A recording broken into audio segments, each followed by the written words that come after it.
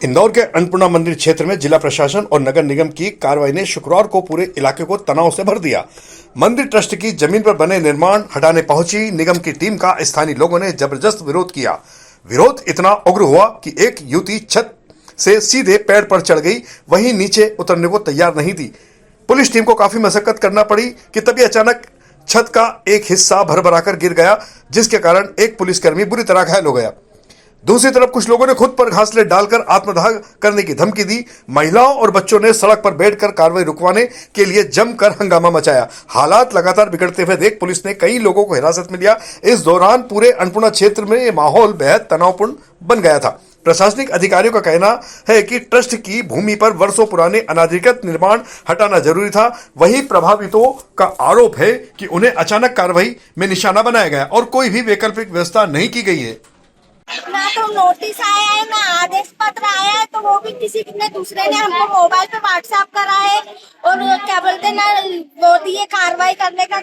हमको 2 दिन की 4 दिन की मोहलत दो कि हम खाली करते हम हमारे होते। कुछ भी नहीं, ना आदेश पत्र आया ना कुछ भी नहीं आया हमारे इस गली में। कुछ लोगों ने यहाँ जो है उनने घासलेट भी डाला खुद पे। हाँ, उन्होंने घासलेट डालने की आग लगाने की वो करी है। तो क्या मांग क्या है आप लोग की, क्या चाह रहे हैं? मोहलत दो और मुआवजा दो यहाँ से जाने के लिए। हमको फ्लैट में नहीं रहना है, फ्लैट में आपका नाम बता दो। झोपड़ी वालों को रहने देते, फ्लैट में हमको झोपड़ी वाले नहीं है। आपका नाम बता दो। मेरा नाम शीतल गुजरेगा। ये ट्रस्ट की तरफ से 250 का ऑर्डर लगा था, उसमें हम कार्रवाई कर रहे हैं, जिसमें कि 4 परिवार उनके विरुद्ध में कार्रवाई की गई है। इसमें से 2 परिवारों के विषय में जानकारी प्राप्त हुई है जिनके पास धीरे से मकान है और उन्हें ये यहाँ पे किराए से दे रहा है। 2 परिवारों को हम विस्थापित कर रहे हैं। अच्छा, ये परिवार का कहना है कि हमको 2 दिन का समय और दीजिए, हम खाली कर देंगे, तो क्या ऐसा नहीं हो सकता? हमारे जो समय था उनके समय दिया गया है, उसके बाद में खाली है और ये जो फैमिली थी यहाँ रह नहीं रही थी, इन्हें किराए से दिया। मैम ये ट्रस्ट की भूमि है मंदिर, तो कोर्ट संबंधी कुछ आदेश? वो भी पहले जा चुके हैं, हाईकोर्ट भी जा चुके हैं, वहाँ से फिर मिला है, फिर 2 परिवारों को मिला है, तो उसको हम स्थापित किया है। इंदौर में पलासिया चौराहा से राजवाड़ा होते हुए बड़ा गणपति चौराहा तक मेट्रो ट्रेन के लिए अंडरग्राउंड सुरंग मार्ग बनाने की योजना बनाकर सरकार को फिलहाल इंदौर प्रशासन भेज चुका है, लेकिन गांधी प्रतिमा स्थल के आसपास और विशेषकर शास्त्री ब्रिज के निकट चूहों ने जमीन के अंदर ही अंदर एक बड़ी सुरंग तैयार कर दी है। निश्चित तौर पर यहां हैरान करने वाली बात है, बल्कि एक गंभीर समस्या भी हो गई है। यहां कई हिस्सों में चूहों ने इतनी लंबी सुरंगें बना दी है कि जमीन के अंदर से वो खोखली होती हुई दूसरी तरफ पहुंच चुकी है। इसी खतरे को देखते हुए महापौर पुष्यमित्र भार्गव, MIC सदस्य राजेंद्र राठौड़, GSITS के इंजीनियरों और निगम की टीम ने यहां शुक्रवार को संयुक्त रूप से निरीक्षण किया। निरीक्षण में यह स्पष्ट हुआ कि सतह सामान्य दिखती है, लेकिन जमीन की परतें भीतर ही भीतर कमजोर हो चुकी है। इस मामले में महापौर पुष्यमित्र भार्गव ने गांधी प्रतिमा और उसके आसपास के विकास को लेकर कहा कि यहां के लिए एक बेहतर योजना तैयार की गई है। आगे काम किया जाएगा। देखिए, ऐसा है कि चूहों के कारण कुछ समस्या है। जो मिट्टी है ओली होके थोड़ी धस रही है, तो हमने GSITS के एक्सपर्ट और अपने नगर निगम के जो एक्सपर्ट हैं उन सब के साथ इसका दौरा किया है। तो जो भी प्राथमिक चीज़ें हैं, एक बार इसमें मेट्रो से भी बात करेंगे कि उनका क्या यहाँ स्टेशन बनाने का एग्जैक्ट प्लान है, कहाँ एंट्री है, कहाँ एग्जिट है। तो अगर मेट्रो का कोई डिस्टर्बेंस नहीं होगा या मेट्रो के कारण इस जगह का कोई प्लान नहीं है, तो इसका एक परमानेंट प्लान हमने पहले बना के रखा है, उसका एग्जीक्यूशन करेंगे। और अगर मेट्रो के कारण काम करना थोड़ा मुश्किल होगा तो इसका एक टेम्पररी प्लान, चाहे वो पेस्ट कंट्रोल हो और एक नीचे तक वॉल बनाकर काम करने की ज़रूरत है, उसको तुरंत करेंगे। क्योंकि हम सब की मंशा तो पहले से ये थी कि गांधी जी की ये प्रतिमा और ये गांधी जी के चौराहे का भी नए दृष्टि से सौंदर्यीकरण हो। प्रतिमा भी बहुत पुरानी होने से उसको भी नया करने की आवश्यकता है। तो एक पूरा प्लान बनाने के निर्देश तो हमने दिए ही हैं, लेकिन अगर मेट्रो के काम के कारण कोई अड़चन आई तो इसका टेम्पररी इलाज तुरंत करेंगे। आज आप देपालपुर भी जा रहे हैं, वहाँ पर भी इंदौर में शुक्रवार 14 नवंबर को पूर्व प्रधानमंत्री पंडित जवाहरलाल नेहरू की जयंती शहर में अनेक कार्यक्रमों का आयोजन संपन्न हुआ। इंदौर के नेहरू प्रतिमा स्थल पर कांग्रेस के तमाम पदाधिकारी और कार्यकर्ताओं के अलावा अन्य जनप्रतिनिधियों ने यहां माल्यार्पण किया। कार्यक्रम में मौजूद नेताओं ने कार्यकर्ताओं को नेहरू जी के आदर्शों पर चलने और समाज में आपसी सद्भाव, शिक्षा और विकास की भावना को बढ़ावा देने का आह्वान भी किया। जिस तरीके से हमारे देश के प्रथम प्रधानमंत्री स्वर्गीय जवाहरलाल नेहरू जी की जन्म जयंती के अवसर पर हम सब कांग्रेस के परिवार के लोग उन्हें माल्यार्पण करने के लिए उपस्थित हुए हैं और सब लोग दृढ़ संकल्पित है कि इन सांप्रदायिक ताकतों को जवाब देने के लिए कांग्रेस पार्टी ताकतवर तरीके से मेहनत करेगी। हमारे प्रदेश के अध्यक्ष जीतू पटवारी जी के नेतृत्व में कि आने वाले समय में मध्य प्रदेश में, देश में, शहर में कांग्रेस की सरकारें बने और हम जनहित के काम नेहरू जी के पद चिन्हों पर चलकर करें।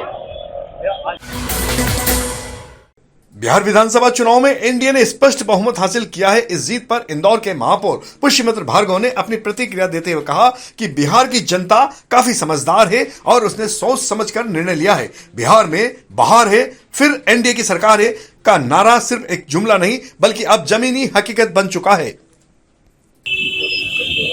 देखिए, बिहार के लोग बहुत जागरूक हैं, बहुत समझदार हैं और हम सब भारतीय जनता पार्टी के कार्यकर्ताओं को बिहार की जनता उनकी सूझबूझ पर जरा सा भी संदेह नहीं था और वही परिणाम आते हुए दिख रहे हैं और इसीलिए सभी ने ये बात कही थी।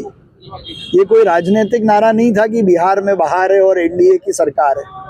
तो ये ज़मीनी हकीकत थी जिस पर आज पुष्टि होनी थी और आप सब, हम सब नतीजे भी ऐसे ही देखेंगे जैसे रुझान है। आज यहाँ दौरा करना है, कल दौरा है। इन दिनों ऑनलाइन गेम के माध्यम से साइबर अपराधी लगातार नागरिकों को नुकसान पहुंचा रहे हैं। खासकर विद्यार्थी वर्ग इसका ज्यादा शिकार हो रहा है क्योंकि सर्वाधिक ऑनलाइन गेमिंग के शिकार विद्यार्थी ही हो रहे हैं। इंदौर पुलिस की साइबर सेल की टीम ने सीएम राइस अहल्या आश्रम स्कूल की छात्राओं के बीच पहुंचकर उन्हें ऑनलाइन गेमिंग और साइबर अपराध के मामले में जानकारी देते हुए सतर्कता बरतने की सलाह दी है।